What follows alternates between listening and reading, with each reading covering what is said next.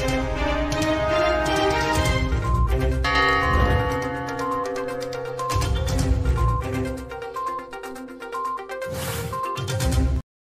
Friends, welcome to our channel IAS Darbar. Discussion में आपका बहुत बहुत स्वागत है। 28 नवंबर है आज। इंपॉर्टेंट आर्टिकल को डिस्कस करते हैं। आज का कोटेशन देखते हैं। सबसे पहले, to educate girls is to reduce poverty. तो बहुत इंपॉर्टेंट है एजुकेशन में, गर्ल एम्पावरमेंट में, हर जगह पर आप इसको यूज़ कर सकते हैं। कोफी अन्नान का स्टेटमेंट। ये सारे कोटेशंस आपको पहले भी मैंने बताए हैं, बट जो नए लोग हैं वो उसको ध्यान में रख सकते हैं। तो आज हम लोग आर्टिकल डिस्कस करने वाले हैं, उससे बेस्ड आपको क्वेश्चन भी दिया गया है, जैसे आप लोग लिख करके आईएएस दरबार आंसर रिव्यू ग्रुप पर अपलोड भी कर रहे हैं टेलीग्राम पर। तो बाकी लोग भी वहाँ पर अपलोड करें, एक दूसरे के आंसर को रिव्यू करें, कमेंट्स दें, तभी एक दूसरे का फ़ायदा होगा। तो आज क्वेश्चन दिया गया है आरसीईपी पर, बिकॉज आज का जो आर्टिकल है वो इसी पर बेस्ड है sort of. And RCEP is thought to be a game changer for India, but India still avoiding in joining it. In your opinion, should India join RCEP or not? Give your argument. What should be way forward for India? ठीक है, तो इसको आपको लिखना है अपने शब्दों में, 250 वर्ड में लिखेंगे। ठीक है।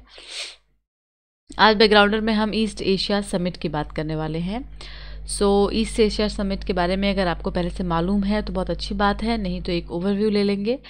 दैट स्टैब्लिश्ड इन 2005 में ईस्ट एशिया समिट को इस्टेब्लिश किया गया था, और ये 18 रीजनल लीडर्स का एक पूरा फोरम है, जिसको कि स्ट्रेटेजिक कॉपरेशन के लिए बनाया गया था। इसमें सिक्योरिटी, इकोनॉमिक, पॉलिटिकल जितने भी चैलेंजेस होते हैं इंडो पैसिफिक रीजन में खास करके, उसको कैसे हम काउंटर कर सकते हैं, इसके लिए ईस्ट एशिया समिट को इस्टेब्लिश किया गया था। ठीक है।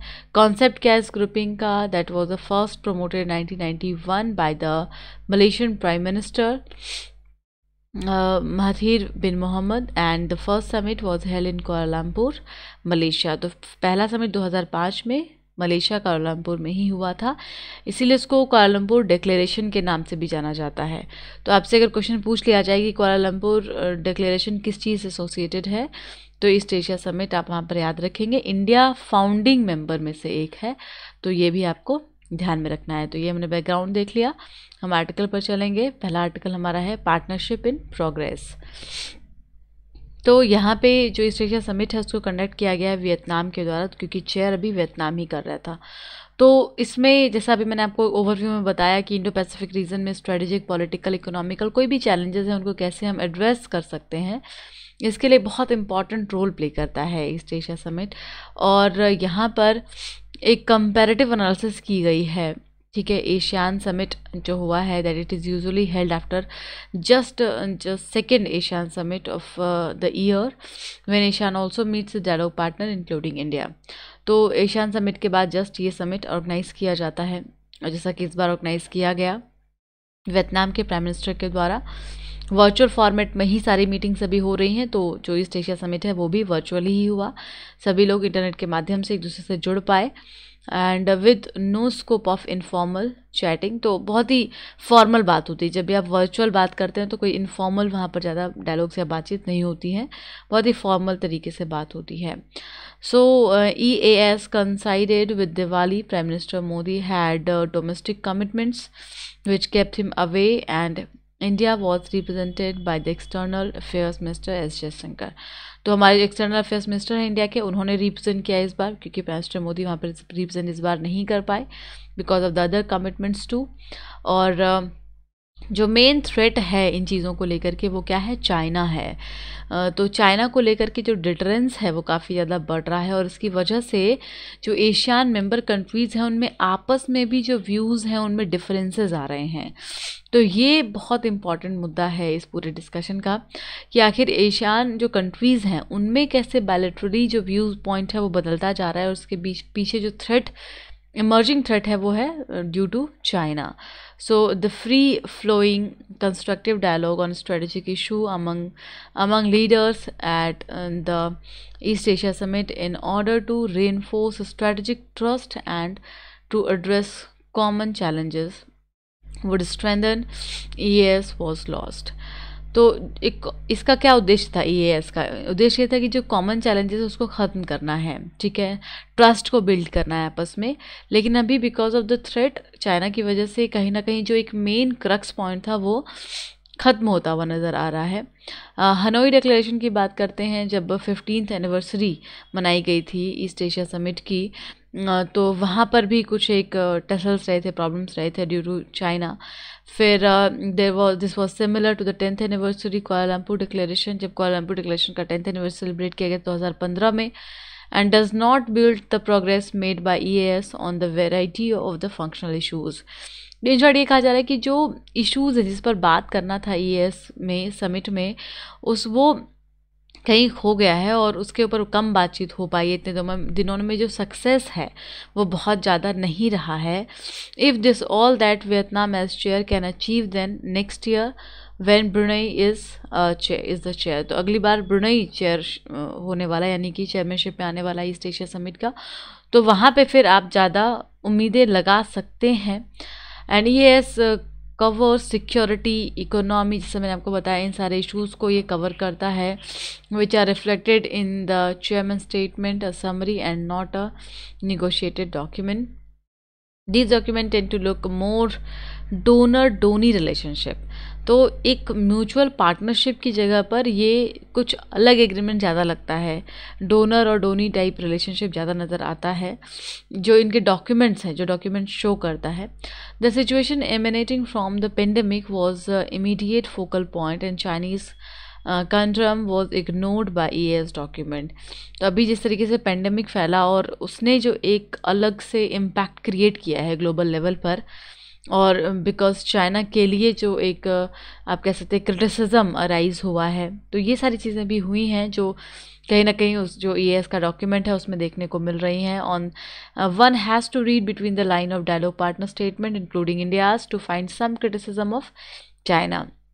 तो कुछ एक क्रिटिसिज्म चाइना का अब उभरने लगा है। And informal consultation eight physical summit allowed a greater voicing of concern regarding China. तो अभी तो वर्चुअल समिट्स हो रहे हैं तो ज़्यादा इनफॉर्मल टॉक्स नहीं हो पा रहे हैं, जब फिजिकल समिट्स होंगे तब चीज़ें जो हैं वो ज़्यादा क्लियर हो पाएंगी। ट्रेडिशनली जो सिक्योरिटी का एस्पेक्ट्स है उस पर काफ़ी फोकस होता था, दैट इनफॉर्मल डिस्कशंस अराइज होते थे, लेकिन अभी वो भी चीज़ें नहीं हो रही हैं।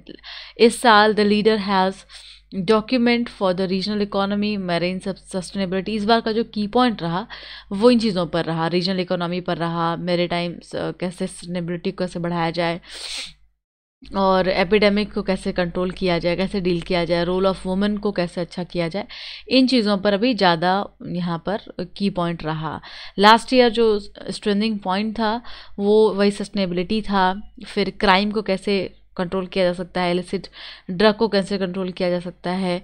Over the year EAS has looking more at non traditional threat including illegal fishing, humanitarian assistance, disasters relief, migration and the like. तो इन चीज़ों पर अब ज़्यादा फोकस हो रहा है। And in the absence of taking on the Chinese dragon the focus has been in emphasising ASEAN centrality.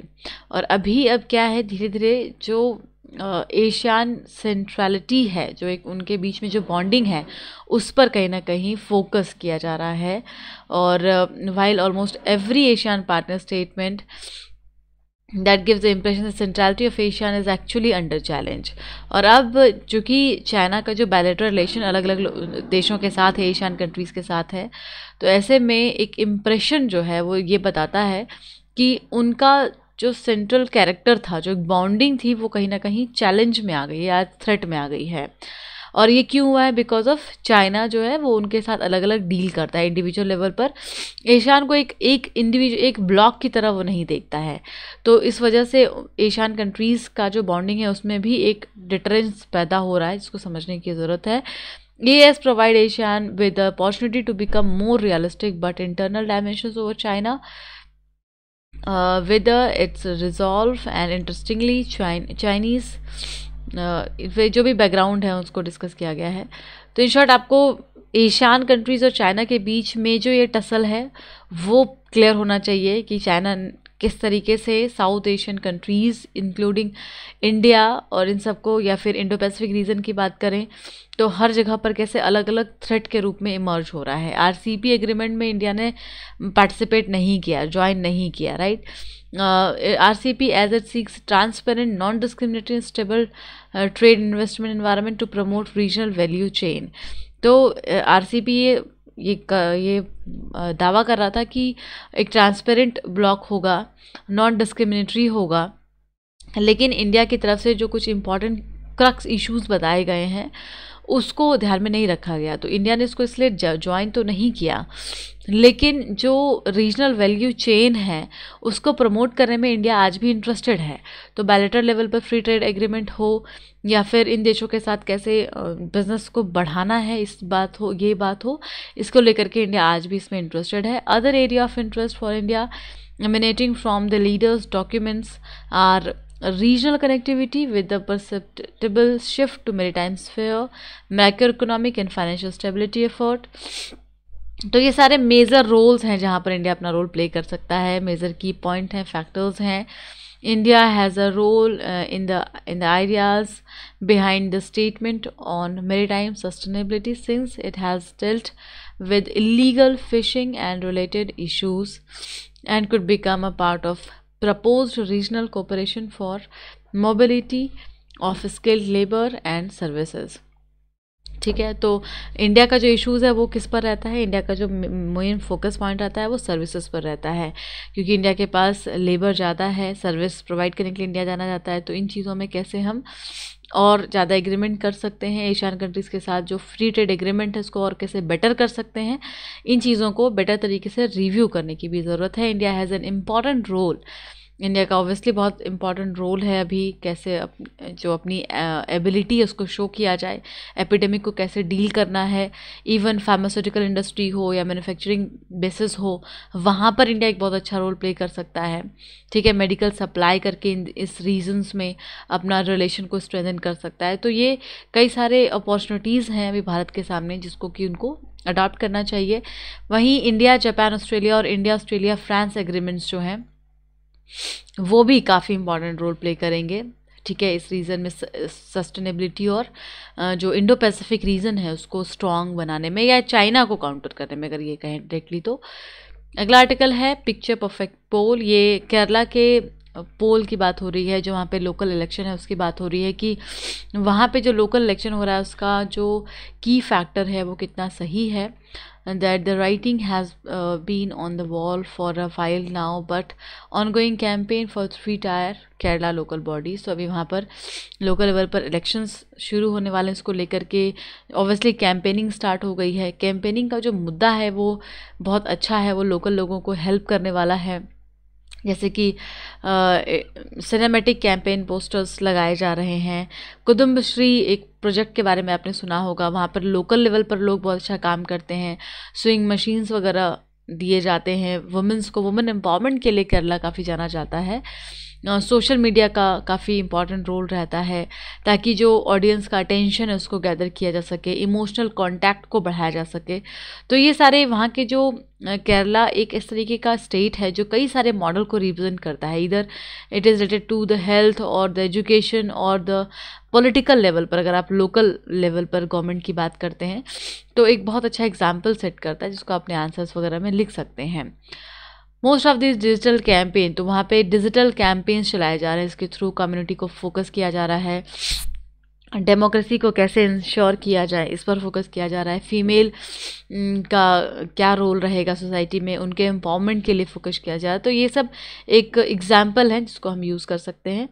तो आज के लिए इतना ही। Thank you so much, keep studying, कल फिर मिलते हैं। सो प्लीज़ सब्सक्राइब कीजिए, लाइक कीजिए, शेयर ज़रूर कीजिए वीडियो को दोस्तों। Thanks a lot, keep studying.